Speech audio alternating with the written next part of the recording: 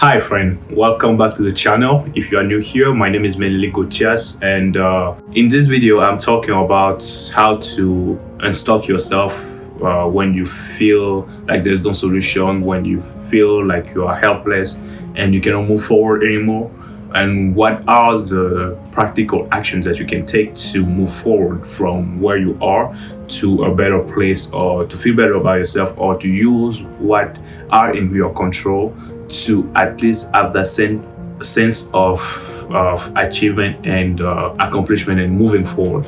So without any further ado, let's get into the video.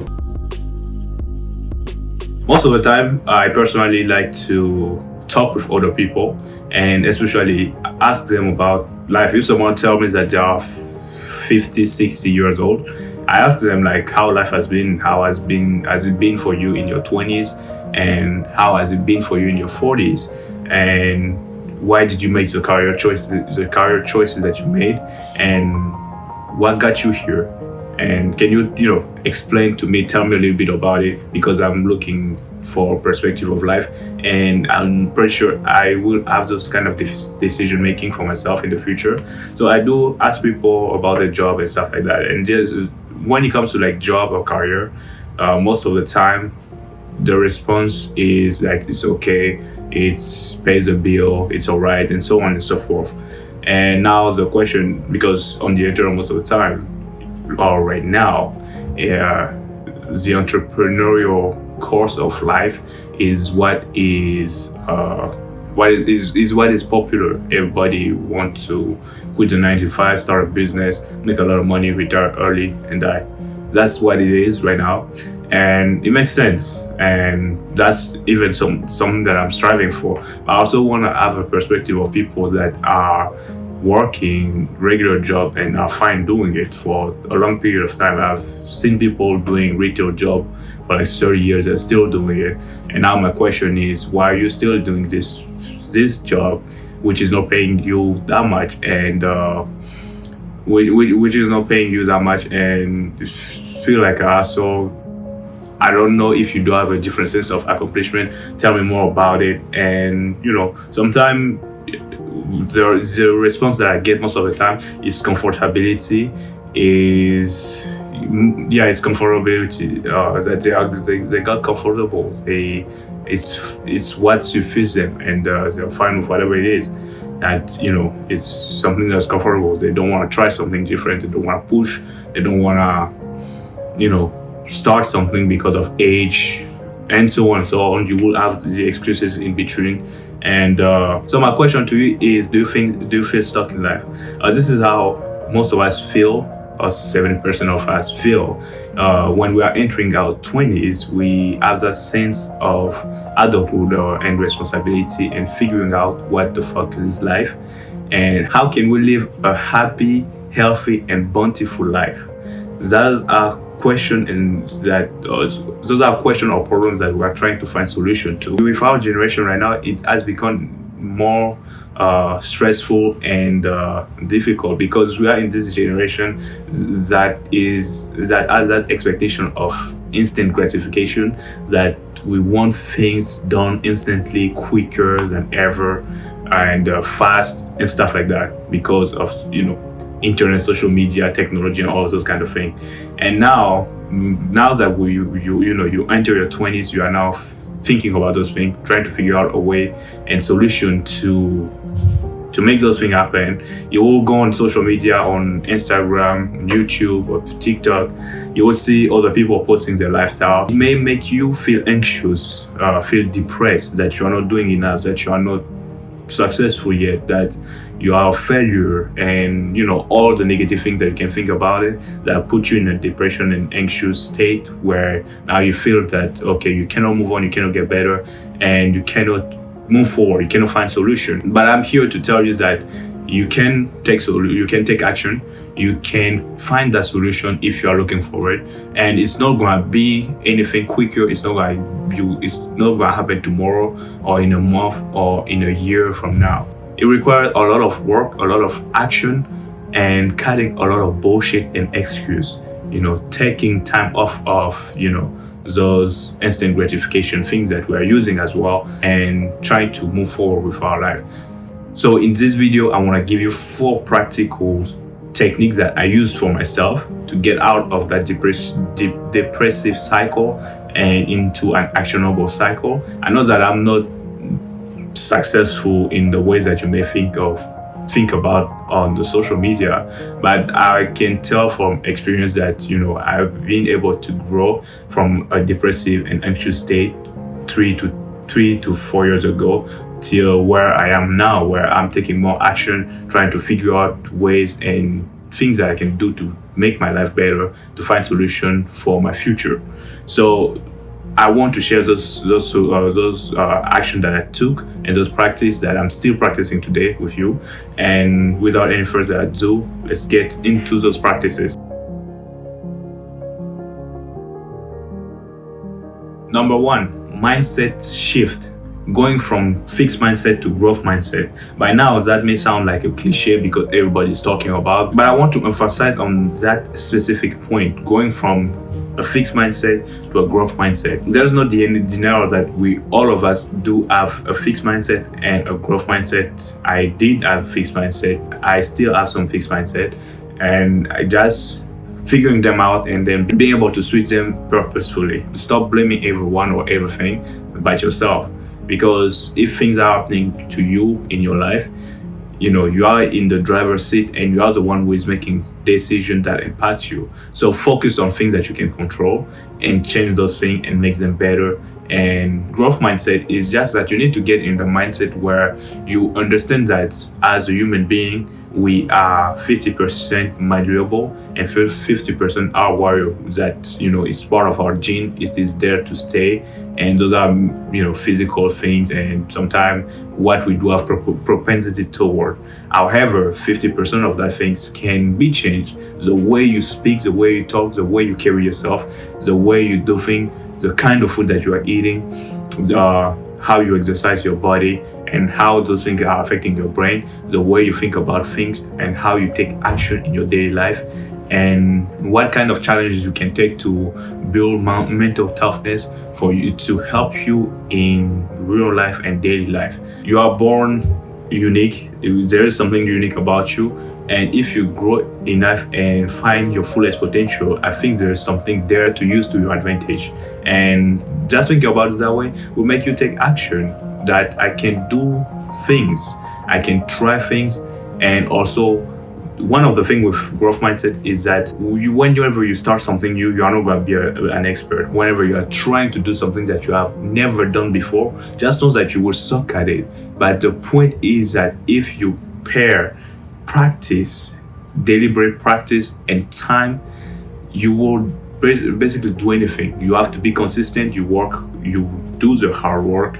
You are consistent with it. You practice it every single day, or however possible you can, and then you will see some change. You will see some incremental growth over time. And this is what is growth mindset, that things are not that impossible that it may seem, but it takes time, it takes practice and dedication. And one of the questions that I will leave you with is that, how bad do you want it? Ask yourself that question: how bad do I want it?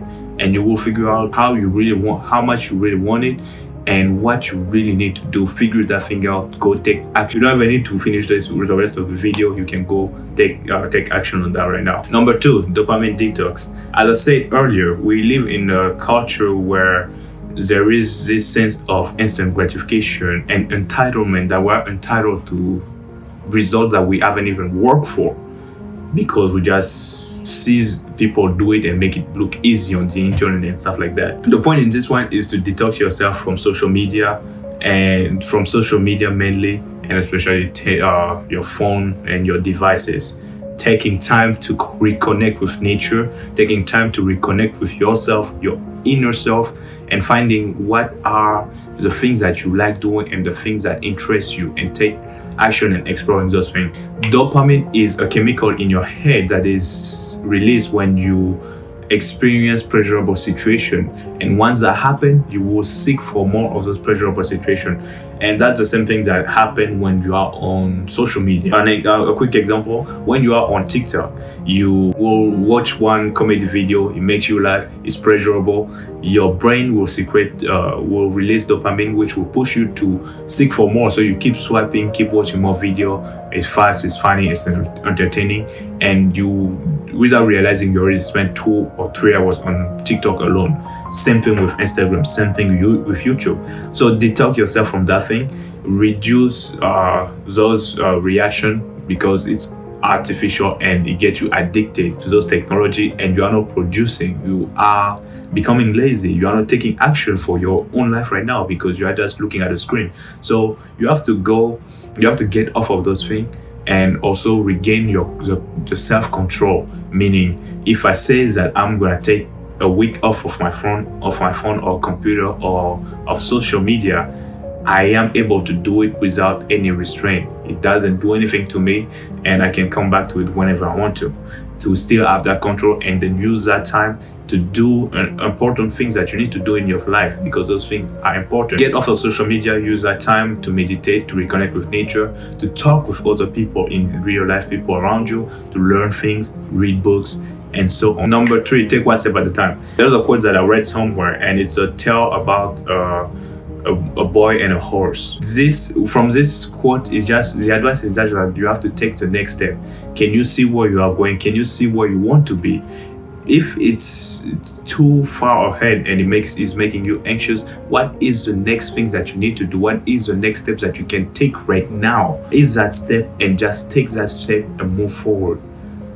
You have to identify your goal. You identify the version of the person you want to become, and take steps that can get you closer to that person. That's all you need to do. You start doing it now, and you will see changes, even though it may take time. You're not going to see it tomorrow because you started today, but taking them consistently, it will show up in a year from now. You may go into a valley of non-feedback. You will not have feedback from nobody. Nobody's going to praise your work. But you keep your head down and do the work. That's the only way for you to find solution, by taking action one step at a time. For example, you can set a goal for 5 years. You set your goal 5 years ahead. It may seem overwhelmed, it may seem a lot. Now you kind of like reverse engineering from 5 years till now, then figure out what is the next step that you need to take right now, and you go take it. Number 4, become a learning machine. The point in this one is to build an anti-fragile identity. It is directly correlated with number 1, which is about growth mindset. Since birth, we have been into a community and around people that has passed on value and virtues that we still carry with us today. Now, at this point of your life, you are able and you can be able to review those things. That's why you need to take yourself away from those social media and reflect on your life and review the value and things that you have. What are the ones that you need and what are the ones that you don't need? Then what is the one that you need to build in order for you to get closer to who you want to be in the future? And one of the things that you can do is to build an identity around learning and mastery, which means that your goal is to improve and get better, that you are here to learn, that you are not an expert. You will start anything. There is a probability that you will fail at it, but your point is that you have to learn and master skills, and that you are a student for life. You will read books about those things. You will ask questions about them. You will take action, try them out, fail, try them again until you find success, until you find how things are working. You ask those things that have been successful to find answer to your problems and solve problems around you and moving on. Most of the time, we build our identity around things that are fragile. We build our ego around our ego around materialistic things that we may lose, around attention that we are getting from people, and those attention we can lose them as well. Build our identity around accomplishment, but those are things that can be taken away from us if we fail, and that makes us afraid to fail. That makes us feel depressed and anxious when our worth is being questioned, is that once we face failure or we cannot find solution. And having a learner identity give you an edge in this kind of situation, because you know that if you fail, it's because you are lacking knowledge in that material, and you can learn and you can always get better. You can always do better. You can always, put in practice and time to get better. And once you do that, once you learn things, once you feel something and then you learn and you are better and you do it better, it boosts your confidence 1,000 times than what it was. It's not built around, it's not built around ego. Even if now you fail again, you already understand the process and you trust the process, that when you put in a work, when you understand things, when you question, you will find solution to improve and do better. Having a learner identity, you should read books and apply those concepts from the book through your life. Try those challenges. Try the knowledge that you learn from the book to apply into your daily life. Learn from mentors, even if they are dead or they are alive. You can learn through books and autobiographies that they left, or you can learn from people that are living now, that have done something, and ask questions. Having a learner identity is you practicing, trying to reach mastery of a certain skill. Skills have utility. If you do have a skill, it can be of use. Someone will pay you for that skill, to pay you for the use of that skill. So learn skill, practice and learn skills that is valuable and that can bring solution to other people. Show your work to other people. Put your work public so that you can get criticism, especially constructive criticism.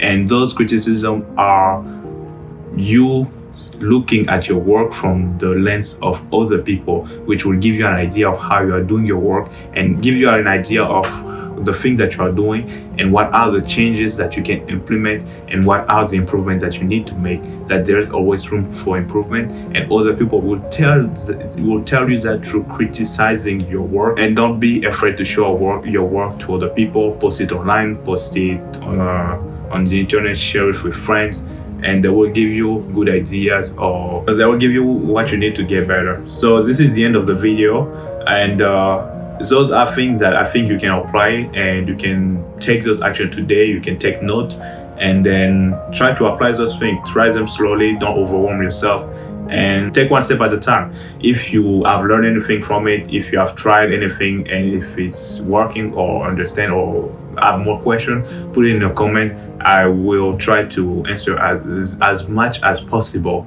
If you like the video and you enjoy and you have learned something from it, subscribe to the channel and also leave the comment for a good interaction.